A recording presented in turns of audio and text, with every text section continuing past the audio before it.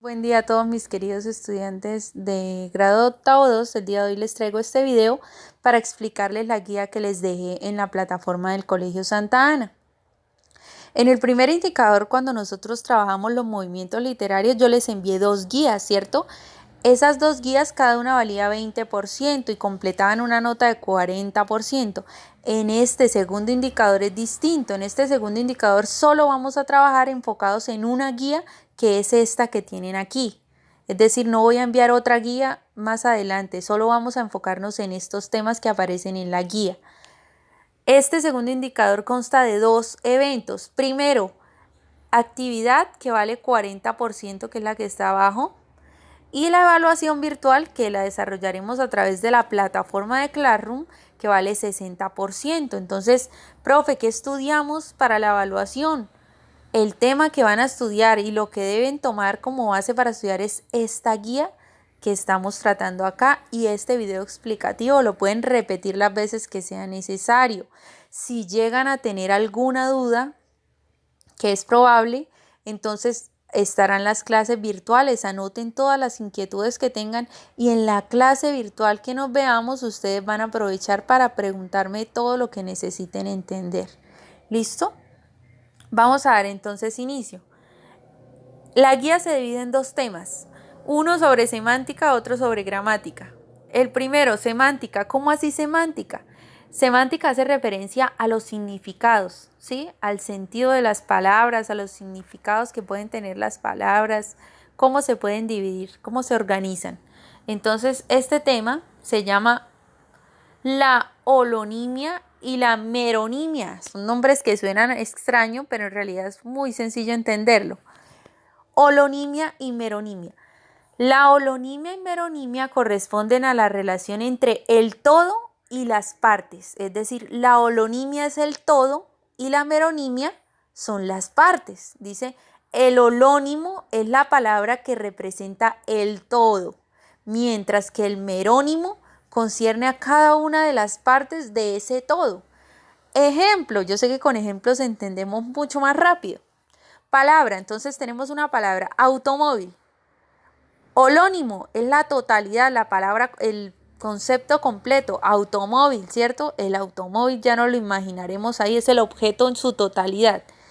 Merónimo son todas las partes del automóvil, carrocería, freno, chasis, suspensión, caja de cambios, ¿sí? Otro ejemplo, hamburguesa, entonces holónimo. El objeto total es la hamburguesa, ¿cierto? Como nosotros la recibimos, la contemplamos. Completa, es el todo, ese se llama holónimo. Merónimo son las partes del objeto, o sea, todo lo que lleva la hamburguesa. Pan, carne, tomate, cebolla, lechuga, queso, jamón, salsa, ¿sí? Entonces, holónimo es el todo y merónimo son las partes. ¿Listo? Ahora, vamos a pasar ya al segundo tema, que es en el que necesito muchísima atención porque es donde más deben estar enfocados. Tienen varios subtemas, varias clasificaciones y es por eso que tenemos que entenderlo muy bien. El tema es la oración simple. Empecemos con eso, ¿sí? ¿Qué es una oración? Entonces, una oración es un grupo de palabras que nos transmiten un mensaje, que nos comunican algo.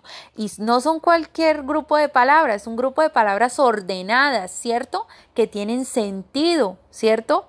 Que tienen varias categorías gramaticales, un verbo, sustantivos, artículos. Esas son las oraciones. El grupo de palabras que nos transmiten un mensaje. Ahora, cuando yo hablo de oraciones, existen dos: oraciones simples y oraciones compuestas. Por ahora vamos a fijarnos en las oraciones simples.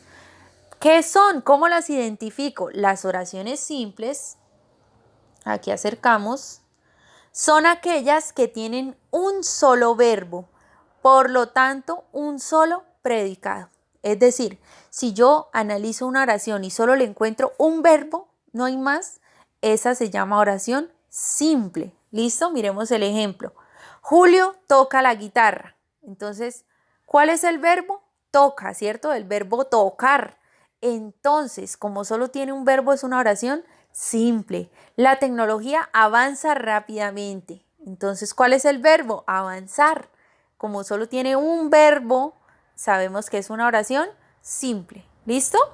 Bueno, y aquí es donde empezamos ya las partes de la oración simple. La dividimos en dos. La oración simple se divide en dos: sintagma nominal y sintagma verbal. Si ustedes lo miran así por encimita, ya sabemos que el de mayor extensión en este caso para la evaluación será el sintagma verbal. ¿Listo? Iniciamos entonces con el sintagma nominal. El sintagma nominal es entonces una parte de la oración simple. El sintagma nominal hace referencia al sujeto de la oración. Entonces, si yo analizo mi oración y encuentro el sujeto en la oración, ya sé que el sujeto también recibe el nombre de sintagma nominal. ¿Listo, muchachos? El sujeto es sinónimo de sintagma nominal. Si yo digo, el imprudente conductor se pasó el semáforo, ¿cuál es el sujeto de la oración? El imprudente conductor, ¿cierto? Es de él de quien se está hablando. Entonces, ese sujeto también recibe el nombre de sintagma nominal. Es el sujeto de la oración. ¿Listo? Ahora, si yo les dijera a ustedes, por ejemplo, muchachos, aquí tienen esta oración, identifíquenme el sintagma nominal, ustedes ya de una vez saben que lo que tienen que resaltar es el sujeto de la oración. ¿Listo? Como en este caso está resaltado el imprudente conductor. Ahora, el sintagma nominal se divide en varias partecitas: determinante, núcleo y adjetivo. Ya tengo yo mi sintagma nominal, que es el imprudente conductor. Entonces ahora voy a analizar todas esas partecitas que tiene ese grupito de palabras resaltadas. El determinante es el artículo que acompaña al sustantivo. Entonces yo tengo mi sintagma nominal, que es el imprudente conductor. El determinante se llama al artículo, ¿sí? Esa palabrita que me acompaña siempre me ayuda a determinar el sustantivo, ¿sí? El, la, los, las, esos son los artículos, los determinantes. ¿Listo? Una, unos, unas. Entonces, cuando yo encuentre en mi sintagma nominal un artículo, ese es el determinante. ¿Listo? El núcleo. Si yo tengo mi sintagma nominal, el imprudente conductor, yo sé que el núcleo es la palabra más importante, es decir, el sustantivo, ¿cierto? Si yo digo el imprudente, pero ¿el imprudente qué? ¿Sí? ¿Cuál es la palabra más importante? Que es el conductor. Entonces, conductor es el núcleo del sintagma nominal. Y el adjetivo es el calificativo que acompaña el núcleo. Entonces, ¿cómo es el conductor? Imprudente, ¿sí? Entonces, ese calificativo es el adjetivo. Por eso ahí ya tengo resaltado de mi grupo de sintagma nominal el determinante, el núcleo, que es la palabra más importante, y el adjetivo, que es la calificación que se da, la característica que se da del sujeto. Esto no quiere decir que todos los sintagmas nominales deban tener adjetivos. Por ejemplo, yo puedo decir simplemente el conductor y no tiene adjetivo, no interesa si tiene determinante y núcleo. ¿Listo? Bueno, ahora, entendido el sintagma nominal, que ya sabemos que el sintagma nominal es el sujeto, vamos ahora con el sintagma verbal. Si en el sintagma nominal este es el sujeto, en el sintagma verbal hablamos del predicado. Entonces, cuando yo tengo una oración, tomé la misma oración que estábamos trabajando acá. Si yo tengo la oración y encuentro el predicado, ya sé que el predicado también recibe el nombre de sintagma verbal. ¿Listo? El imprudente conductor pasó el semáforo en rojo. Entonces ese pasó el semáforo en rojo es el predicado. ¿Qué fue lo que hizo ese imprudente conductor? Entonces ese es el predicado, por lo tanto se llama sintagma verbal. También tiene unas partes en las que se divide. Cuando yo ya tengo resaltado mi sintagma verbal, yo tengo que identificar el núcleo, ¿cierto? El núcleo es la palabra más importante de ese grupo de palabras que yo resalté del sintagma verbal. Si en el sintagma nominal el núcleo es el sustantivo, en el sintagma verbal el núcleo tiene que ser el verbo, ¿cierto? Tal y como lo dice el nombre, sintagma verbal. El verbo es la palabra más importante de mi predicado. ¿Listo? También otras de las partes que tiene aparte del núcleo son los complementos del verbo, o sea, el resto de palabras, artículos, semáforo es un sustantivo, ¿cierto? En es una preposición. Bueno, entonces toda esa clasificación de las palabras ya vienen siendo los complementos del verbo. ¿Listo?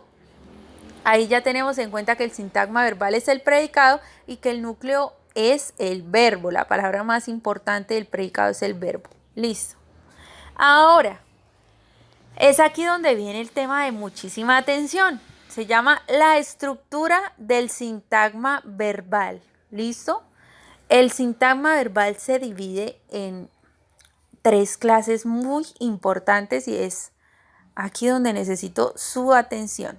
Dice, se divide en 3. CD, complemento directo. CI, complemento indirecto. Y CC, complemento circunstancial. Esos son los complementos en las oraciones. Empecemos con el primero.